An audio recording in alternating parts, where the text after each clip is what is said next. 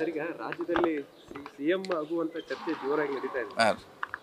So ಈ ಒಂದ್ ಕಡೆ ಸತೀಶ್ ಜಾರಕಿಹೊಳಿ ಅವ್ರಿಗಿಂತ ನಾನೇ ಸೀನಿಯರ್ ಅಂತೇಳಿ ಎಂ ಬಿ ಪಾಟೀಲ್ ಅವರು. ಇಲ್ಲ, ನಾವೆಲ್ಲಿ ಕ್ಲೇಮ್ ಮಾಡಿಲ್ಲ. ಯಾರು ಸೀನಿಯರ್ ಜೂನಿಯರ್ ಪ್ರಶ್ನೆ ಇಲ್ಲ. ನಾವೆಲ್ಲಿ ಆಗ್ತೀವಿ ಅಂತ ಕ್ಲೇಮ್ ಮಾಡಿಲ್ಲ. ಮತ್ತು ಈಗಾಗಲೇ ಸಾಕಷ್ಟು ಜನ ಕುರ್ಚಿ ಕೂಡ ಖಾಲಿ ಇಲ್ಲ ಅಂತ ಹೇಳಿದ್ದಾರೆ. ಹೀಗಾಗಿ ಇದರಲ್ಲಿ ನಾವು ಗುದ್ದಾಟ ಕುಸ್ತಿ ಮಾಡೋದು ಅನಾವಶ್ಯಕ. ಹೇಳಿರ್ಬೋದು, ನೀವು ಯಾರು ಕೇಳಿರ್ಬೋದು, ಅವ್ರಿಗೆ ನೀವು ಆಗ್ತಾರಂತ ಆಗ್ತಂತ ಹೇಳಿರ್ಬೋದು. ಅದರಲ್ಲಿ ಅಂಥದ್ದೇನು ಈಗ ಎಲ್ಲರೂ ಹೇಳಿದಾರಲ್ಲ, ನಮಗೂ ಆಸೆ ಇದೆ, ಮುಂದೆ ಆಗಬೇಕು, ಆಗ್ತೀವಿ, ನಾವು ಸೀನಿಯರ್ ಅಂತ ಹೇಳ್ತಾರೆ. ಸ್ವಾಭಾವಿಕವಾಗಿ ಹೇಳ್ತಾರೆ. ಅದನ್ನು ಅಷ್ಟು ಸೀರಿಯಸ್ ಆಗಿ ತಗೊಳ್ಳೋದು ಅವಶ್ಯಕತೆ ಇಲ್ಲ.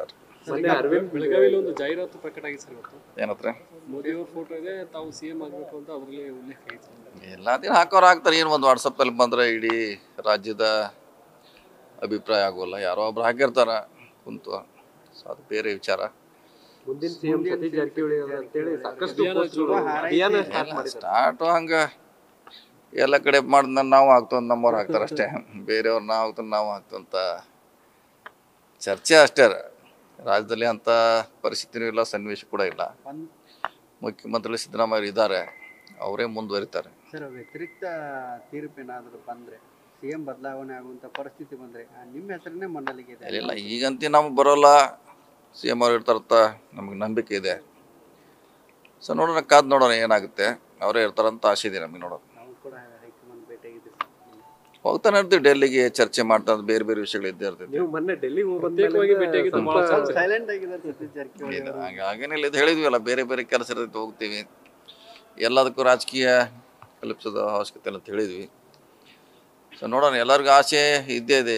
ಎಂ ಬಿ ಅವ್ರಿಗೆ, ಶಿವಾನಂದ ಅವ್ರಿಗೆ, ಬೇರೆಯವ್ರಿಗೆ ಇದ್ದೇ ಇದೆ, ಇಲ್ಲ ಅಂತ ಹೇಳಿಕ್ಕಾಗಲ್ಲ. ಮೊನ್ನೆ ದೇಶಪಾಂಡೆ ಅವರು ಕೂಡ ಹೇಳಿದ್ದಾರೆ, ನಾನು ಅದೆಲ್ಲ ಅದೇನು ಪ್ರಶ್ನೆ ಇಲ್ಲ. ಅವಕಾಶ ಸಿಕ್ಕರೆ ಎಲ್ಲರಿಗೂ ಆಸೆ ಇದ್ದೇ ಇರ್ತೈತೆ. ನೋಡೋಣ. ಈಗ ಸತೀಶ್ ಜಾರಕಿಹೊಳಿ ಅವರು ಸಿಎಂ ಸ್ಥಾನ ನಿಭಾಯಿಸುವಷ್ಟು ಶಕ್ತಿ ಇದೆ ಅನ್ನುವಂಥ ಚರ್ಚೆ ಕೂಡ ಇದೆ. ಈಗಂತೆ ಅದು ಪ್ರಶ್ನೆ ಉದ್ಭವಿಸೋದಿಲ್ಲ, ಬಂದಾಗ ನೋಡೋಣ. ಅದು ಈಗಂತೆ ಸಿದ್ದರಾಮಯ್ಯ ಇರ್ತಾರೆ. ಸೊ ನಮ್ಮ ಪರವಾಗಿ ನ್ಯಾಯ ಸಿಗುತ್ತೆ ಅಂತ ಎಲ್ಲ ಆಸೆಲಿದ್ವಿ.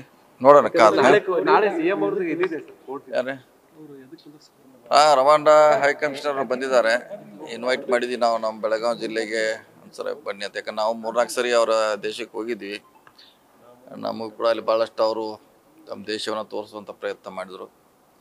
ನಾವು ಒಂದ್ಸರಿ ನಮ್ಮ ಜಿಲ್ಲೆ ಏನೇನಿದೆ ಇಲ್ಲಿ ಮತ್ತು ಯಾರಿಗಾರು ಇನ್ವೈಟ್ ಕೂಡ ಮಾಡಕ್ಕೆ ಬಂದಿದ್ದಾರೆ. ಅವ್ರ ದೇಶದಲ್ಲಿ ಯಾರು ಇಂಡಸ್ಟ್ರಿ ಮಾಡೋರಿದ್ರೆ ಇನ್ವೈಟ್ ಕೂಡ ಮಾಡಲಿಕ್ಕೆ ಬಂದಿದ್ದಾರೆ. ಸೊ ಒಂದು ಚಿಕ್ಕ ಕಾರ್ಯಕ್ರಮ ಅಷ್ಟೇ. ಸರಿ, ರಾಜ್ಯದಲ್ಲಿ ಸಿಎಂ ಬದಲಾವಣೆ ಬಂತಂದ್ರೆ ಫಸ್ಟ್ ಹೆಸರೇ ಸತೀಶ್ ಜಾರಕಿಹೊಳಿ ಅವರು. ಇಲ್ಲ, ಅದು ಪ್ರಶ್ನೆ ಬಂದಿಲ್ಲ. ಅದು ಪ್ರಶ್ನೆ ಬರೋದಿಲ್ಲ ಅಂತ ನಮ್ಮ ಆಸೆ ಇದೆ. ಕೋರ್ಟಲ್ಲಿ ನಾಳೆ ತೀರ್ಪಿದೆ. ಇದೆ ಇನ್ನೂ 9-12 ಇನ್ನೂ 2 ಡೇಟ್ ಕೊಟ್ಟಿದ್ದಾರೆ. ಸೊ ಅದಾದ್ಮೇಲೆ ಜಜ್ಮೆಂಟ್ ಬರ್ತೈತೆ. ಬದಲಾವದ ರಾಜಕೀಯ ಸನ್ನಿವೇಶದಲ್ಲಿ ಏನಾದರೂ ಹೆಚ್ಚು ಕಡಿಮೆ ಇಲ್ಲ, ಅದನ್ನ ನಾವು ಕನಸ್ಕಂಡೇ ಇಲ್ಲ. ಅದು ಕನಸ್ಕಂಡೇ ಇಲ್ಲ. ಸಿದ್ದರಾಮಯ್ಯ ಅವರು ಇರ್ತಾರಂತ ನಮ್ಮ ಆಸೆ ಇದೆ. ಸೊ ಅವರ ಮುಂದುವರಿಬೇಕಂತ ನಮ್ಮೆಲ್ಲರೂ ಆಸೆ ಇದೆ. ಈಗಲೇ ಅವ್ರ ಬಗ್ಗೆ ಸಪೋರ್ಟ್ ಮಾಡಿದ್ವಿ ನಾವು. ಈ ಹಿಂದೆ 2028 ಅಂತ ಹೇಳ್ಕೊಂಡ್ ಬಂದಿದ್ವಿ. ಅದು ಅವಾಗ ಏನ್ ಬೇಕಾದಲ್ಲ ಆಗ್ಬೋದು. ಇಲ್ಲ, ನೋಡೋಣ. 28ರಲ್ಲಿ ನಮ್ದು ಪ್ಲಾನ್ ಇದೆ, ಅಲ್ಲಿಗೆ ಅವಾಗ ನೋಡೋಣ. ಸೊ ಇವಾಗಂತೂ ಚರ್ಚೆ ಅನವಶ್ಯಕ. ಸಾಕಷ್ಟು ಸರಿ ಹೇಳಿದ್ವಿ.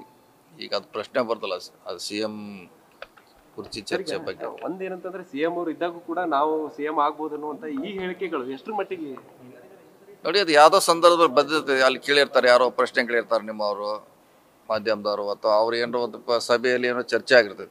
ಅದು ಏನು ಹೇಳಿರ್ತಾರೆ, ಅದು ಎಲ್ಲೋ ಬಂದು ಎಲ್ಲೋ ಹತ್ತತ್ತೆ. ಸೊ ಹೀಗಾಗಿ ಯಾರು ಪರ್ಟಿಕ್ಯುಲರ್ ನಾನೇ ಆಗ್ತೀನಿ ಅನ್ನೋದು ಎಲ್ಲೂ ಇನ್ನೂ ಮಟ್ಟ ಯಾರು ಕೂಡ ಹೇಳಿಲ್ಲ. ಈ ಹೇಳಿಕೆಗಳು ಎಲ್ಲೋ ಒಂದ್ ಕಡೆ ಎಫೆಕ್ಟ್ ಆಗುವ ಇಚ್ಛೆಯನ್ನು ವ್ಯಕ್ತ ಮಾಡ್ಲಿಕ್ಕೆ ಸ್ವತಂತ್ರ ಎಲ್ಲರೂ ಇದ್ದಾರೆ. ಪ್ರಶ್ನೆ ಹೇಳಿದ ತಕ್ಷಣ ಸಿದ್ದರಾಮಯ್ಯ ಅವರು ಬದಲಾವಣೆ ಮಾಡ್ಬೇಕು ಅನ್ನೋ ಪ್ರಶ್ನೆ ಉದ್ಭವಿಸೋದಿಲ್ಲ. ನಿಮ್ಮ ಅಭಿಮಾನಿಗಳಿಗೆ ಏನೆಲ್ಲ ಕಾಯ್ಬೇಕು, ಅವ್ರು 28 ಕಾಯ್ಬೇಕಷ್ಟೇ. ನ್ಯೂಸ್ ಫಸ್ಟ್, ನಿರ್ಭೀತಿಯಿಂದ ನಿಮ್ಮ ಪರವಾಗಿ.